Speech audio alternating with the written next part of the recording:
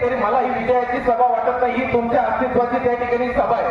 आणि म्हणून एक गोष्ट लक्षात घ्या, गव्हाच्या मोसमात कधी कुठला पीक येत नाही, गव्हाच्या मोसमात कधीच कुठला पीक येत नाही, आणि गव्हाच्या मोसमात कधीच कुठला पीक येत नाही, आणि पिकाच्या मोसमात कधीच कुठला गहू येत नाही. आणि एकदा जर का चुकून चुकीचं बटन दाबलं, एकदा जर का चुकून चुकीचं बटन दाबलं तर 5 वर्ष हातात पक्षाच्या हाताशिवाय दुसरं काहीच येत नाही, दुसरं काहीच येत नाही.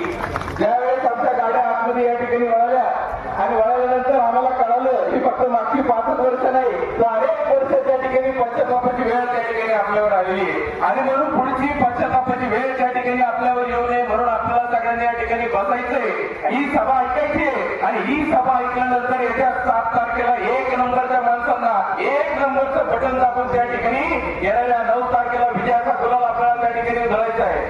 अनेक विरोधकांना त्या ठिकाणी वाटत होतं ही निवडणूक आपल्याला सोपी आहे. अरे एवढ्या उन्हात सुद्धा आमच्या माया भगिनी जर त्या ठिकाणी येत असतील, आमची आई असेल, भगिनी असतील, आमचे सगळे बांधव असतील, हे आशीर्वाद देण्यासाठी जर जनता या ठिकाणी थांबत असेल, की तुमच्यासारखी प्रेम करणारी माणसं एवढ्या उन्हात सुद्धा थांबत असतील, तर मी हे सांगतो आमच्यासाठी आमचा मतदार हा देवघरातल्या जीवासारखा आज आमचं देवघर त्या ठिकाणी उजळलेलं आहे. त्यामुळे ही निवडणूक त्या ठिकाणी महत्वपूर्ण ठरणार आहे. मी एवढंच सांगतो, सभा ऐकून का नाही बस मान आहे.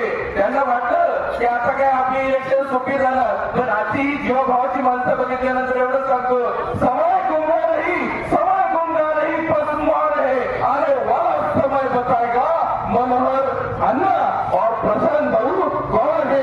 येणाऱ्या काळामध्ये त्या ठिकाणी तुमच्या मताच्या माध्यमातून आपल्याला 9 तारखेचा यशाचा गुलाल उधळायचा आहे.